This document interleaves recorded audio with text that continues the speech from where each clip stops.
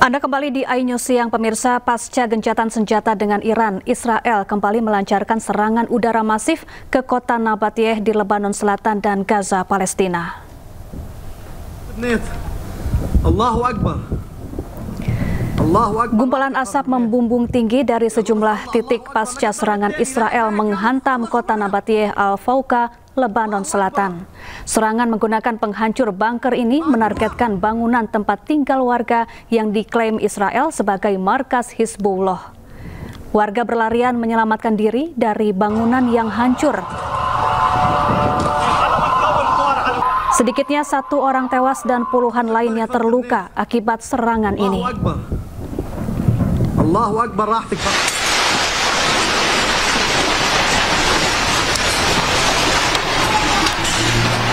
Tak hanya menyerang Lebanon Selatan, Israel juga kembali menyerang Gaza, Palestina. Viral di media sosial, seorang bocah laki-laki yang nyaris terkena ledakan dari serangan udara Israel di daerah permukiman warga di Jabalia Barat. Meski terluka, bocah ini selamat setelah terus mengayuh sepedanya melewati kabut asap dan reruntuhan bangunan.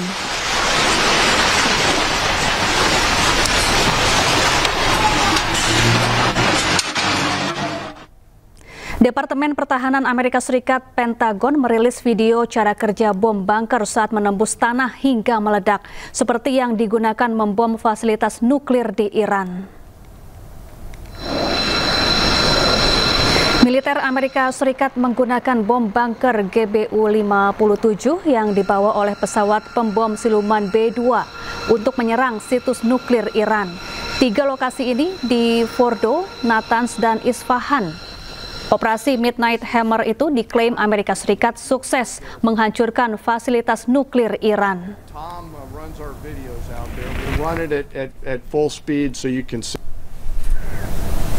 Ya, untuk memperlihatkan keunggulannya, Departemen Pertahanan Amerika Serikat memperlihatkan cara bom bunker bekerja.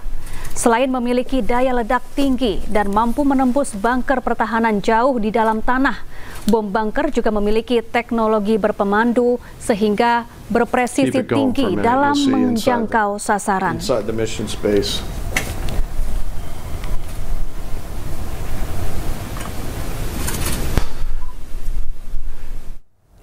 Ya, dalam kesempatan yang sama, Menteri Pertahanan Amerika Serikat Pete Hegseth mengamuk kepada wartawan saat jumpa pers di Pentagon hari Kamis. Hegseth menuduh wartawan yang meragukan keberhasilan serangan Amerika Serikat ke situs nuklir Iran menentang Presiden Donald Trump.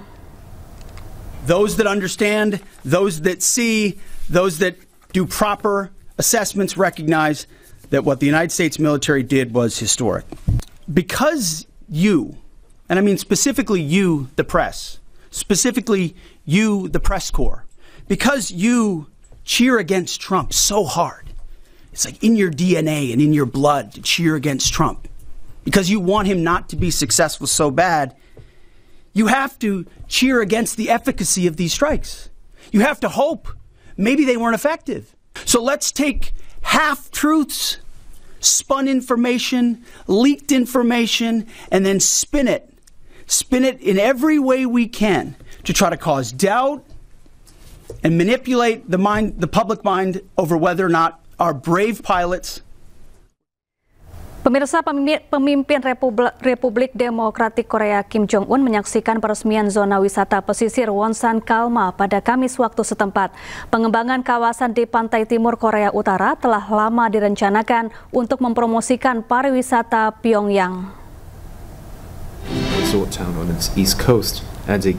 Kim Jong-un dan putrinya Kim Joo-ae menghadiri pembukaan resor pantai yang berisi taman hiburan dan hotel mewah. Taman hiburan mewah ini mencakup perosotan, kembang api, dan pertunjukan budaya. Menurut kantor berita pemerintah Korea Utara, Kim Jong-un menyatakan kepuasan yang luar biasa atas selesainya kompleks resor yang dirancang untuk menampung hingga 20.000 pengunjung. Proyek Wonsan yang pertama kali diumumkan pada tahun 2014 mencerminkan dorongan Kim untuk mendiversifikasi aliran pendapatan Korea Utara yang terbatas. luas. Resor tersebut akan dibuka untuk wisatawan domestik mulai 1 Juli, namun tidak diketahui apakah akan dibuka untuk pengunjung asing. Korea Utara yang menutup perbatasannya pada awal 2020 karena COVID-19 baru secara bertahap mulai melonggarkan perbatasan perjalanan sejak 2024 lalu. Plans to rebuild the seaside city into a $1 billion tourist hotspot were announced as early as 2014. Pemirsa, sebuah toko buku dengan berisi ribuan koleksi berdiri dengan konsep arsitektur modern di Dujiangyan, Tiongkok. Pengunjung yang masuk ke toko buku Dujiangyan Zongsuge di Dujiangyan, Barat Daya Tiongkok mungkin akan merasa seolah-olah telah memasuki perpustakaan Hogwarts milik Harry Potter. Dengan beragam ruang yang penuh dengan pesona dan misteri berlantai 2, dianggap sebagai salah satu toko buku terindah di Tiongkok. Memadukan arsitektur dan imajinasi menjadi sebuah pengalaman yang menakjubkan.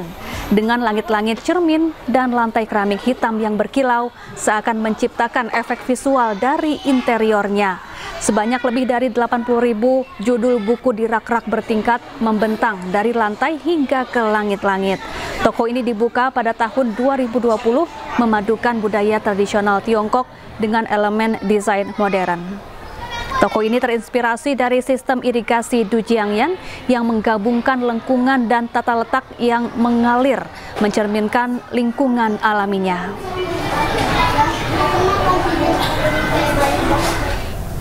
Pemirsa, ratusan penggemar tokoh animasi Superman berkumpul di sebuah pusat perbelanjaan di Manila, Filipina. Selain antusias sebagai penggemar fanatik, para penggemar juga ingin berjumpa langsung dengan pemeran film Superman terbaru.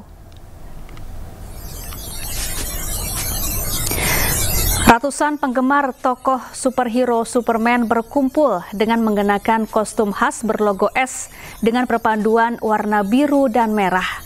Tidak hanya penggemar pria, kaum hawa juga ikut hadir dan mengenakan kostum Supergirl menantikan kehadiran David Corenswet, pemeran Clark Kent dalam film terbarunya. Selain David Corenswet, hadir pula Rachel Brosnahan, pemeran Lois Lane, serta James Gunn, sang sutradara.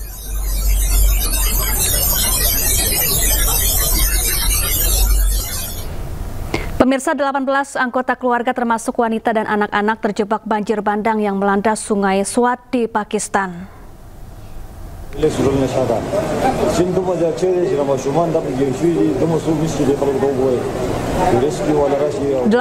orang yang masih satu keluarga ini mencoba bertahan dari terpaan arus deras banjir bandang yang melanda Sungai Swat, Pakistan pada hari Kamis. Namun naas beberapa di antaranya terbawa hanyut akibat derasnya arus banjir. Warga berupaya menolong para korban dengan peralatan seadanya. Akibat insiden ini sedikitnya 4 orang meninggal dunia, 3 orang berhasil diselamatkan, sementara 11 lainnya masih dalam pencarian. Diketahui banjir terjadi setelah hujan deras mengguyur wilayah ini.